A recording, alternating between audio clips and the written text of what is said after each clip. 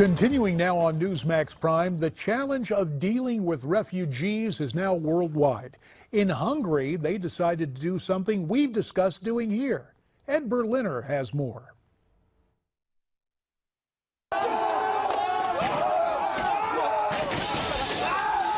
The biggest refugee crisis in Europe since the Second World War. And in September of 2015, it boiled over in a dramatic show of force and anger. Hungarian police firing tear gas, using water cannons over the border with Serbia after the Hungarian government closed their borders. After more than hundreds of thousands of refugees used their country as a travel route to Germany and other points north, it was at that point Hungary said no more, constructing their version of a border wall, one that will soon be expanded in order to protect their nation, a measure taken for which there was simply no other choice.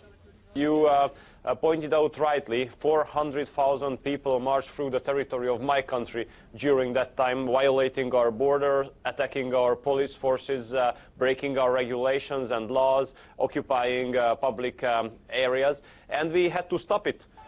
Because international law says that right to a safe life is a fundamental human right. But it is not a fundamental human right to pick a country where you would like to live in, and in order to get there, just violate borders between safe countries. In our Newsmax interview this week with the Hungarian minister, the point was made very clear. This has nothing to do with bias against innocents. It has to do with protecting the Hungarian nation. What happened, you know, young men, strong young men, attacked Hungarian police for 1.5 hours from the territory of another country. You know, my question is whether, according to UN, this is acceptable in the 21st century. So I think that that UN commits a mistake by being hypocritic and being biased. To the Hungarians and many others, this is about Germany's flippant attitude toward inviting refugees to travel north, aided and abetted by the European Union and the United Nations, doing little to stem the tide other than talk. Actually, if you ask me whether this solution of Hungary works or not, I can tell you that this is the only solution that have worked so far. Lessons many believe America is only beginning to learn. JD, it's all yours. Thanks, Ed. And mindful of George Washington's admonition that we must see the world as it is, not merely as we wish it to be, we're pleased to be joined now by Thomas Henriksen, Senior Fellow at the Hoover Institution and the author of the new book, Eyes, Ears, and Daggers, Special Operations Forces and the Central Intelligence Agency in America's Evolving Struggle Against Terrorism. Tom, we want to talk about your book, but there are some events that we really need your comments on. For example, yesterday, Senator Jeff Sessions grilled a State Department official by the name of Simon Henchman during a Senate hearing on the screening process for Syrian refugees in this country. Let's look and listen. You make any inquiry to determine if there's any evidence that they adhere to a group that has those kind of views, like honor killings, and whether or not they would give that up if they admitted to the United States. Senator, I've seen no evidence to show that refugee communities are bringing these values into the United States. Well, what I see is that they're becoming good American citizens, members of the military, members of our police, people with U.S. American values. And now that denial comes, he did in a backhanded way say that the Obama administration does not screen these so-called refugees for radical views. Why on earth, especially with your background in intelligence, isn't that the very least we should be doing with these so-called refugees? Absolutely. Just as a matter of history, both my parents came from Europe, and I can tell you that they were both screened very carefully before they became citizens of the United States. They were asked a lot of questions, and there were background checks. That was way, way back, many years ago, decades ago, but I don't see it as a particularly outlandish thing to ask people about their background and check into it before they become a citizen of the United States.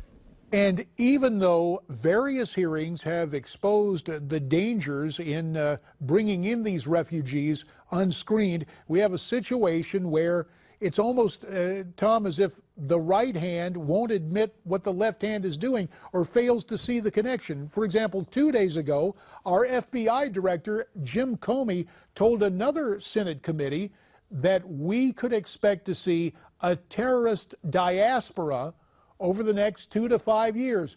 All the terrorists, or a good bunch of them, leaving the Middle East, and a lot of them trying to come here. Do you take that warning from the FBI director seriously?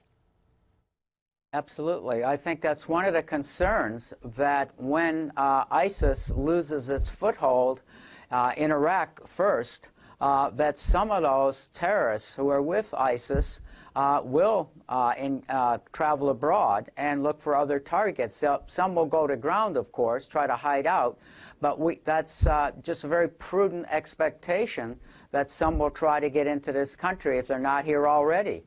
And that is chilling. If they're not here already, common sense would indicate, especially given the lax nature of our borders and different reports we have seen, is that they are here already. And that leads me to your book, which chronicles our nation's evolving struggle with terrorism. In fact, in your book, you say the U.S. went from a Cold War Goliath to a nimble force, largely due to special operations and CIA contributions. Explain that to me, Tom, if you could.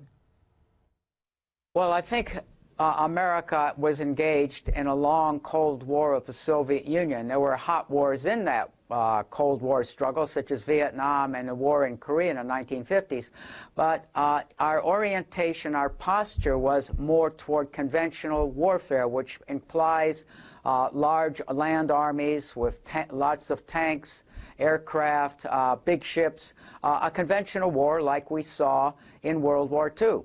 But with terrorists, as you know, it's a different kind of warfare. It's sneaking, stealth, ambush, espionage, attacks that are unseen or unprepared for. And so you need a different kind of force.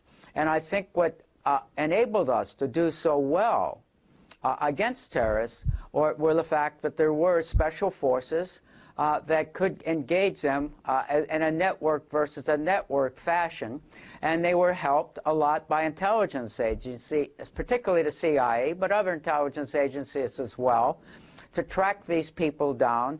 What was in a kind of giant manhunt. The most important one, or probably the most well-known one, was the bringing to task of Osama bin Laden. And yeah, that's the landmark. SEALs. That is the hallmark, yeah, the high point standard in terms of the fight against terrorism we all point to. But you know, when I look back, Tom, our early days in Afghanistan, where we very much had a nimble footprint before we went to the massive involvement that we have, where we have to deal with traditional force protection. In retrospect, should we have kept the forces small, nimble, flexible, instead of putting into both Afghanistan and Iraq such a huge military infrastructure so as to fight, for lack of a better term, a, quote, conventional war? I think the short answer is absolutely yes. I agree with you. I think what happened in the case of Iraq, there was some misunderstanding about what happened after Osama bin Laden left Iraq, was forced out of Afghanistan and into Pakistan. We could have done a better job at that point, but there were missed signals, some by the conventional army, of the kind of struggle we really faced. And that made it worse. But as it stood, we really didn't face much pushback in Afghanistan until about 2005. We had a period of years there to deal with. In the case of Iraq, of course, we went from a conventional war, a conventional invasion, as you know, in 2003. Almost immediately, within a matter of months, we were in an insurgency that only got worse, requiring a larger footprint. Which George W. Bush helped contribute to by sending the extra 28,000 troops and a new strategy to deal with the rising insurgency in Iraq. So the surge against that insurgency worked, yes, indeed. And it's something we can read more about in your brand new book, Eyes, ears, and daggers, Special Operations Forces, and the Central Intelligence Agency in America's evolving struggle against terrorism. Thomas Henriksen, tonight, from the Hoover Institution at Stanford University. Sir, we thank you for your time. Donald Trump may bring in a consultant before his next debate with Hillary Clinton. Joe Pags and Tara Servatius will discuss that and more when we come back.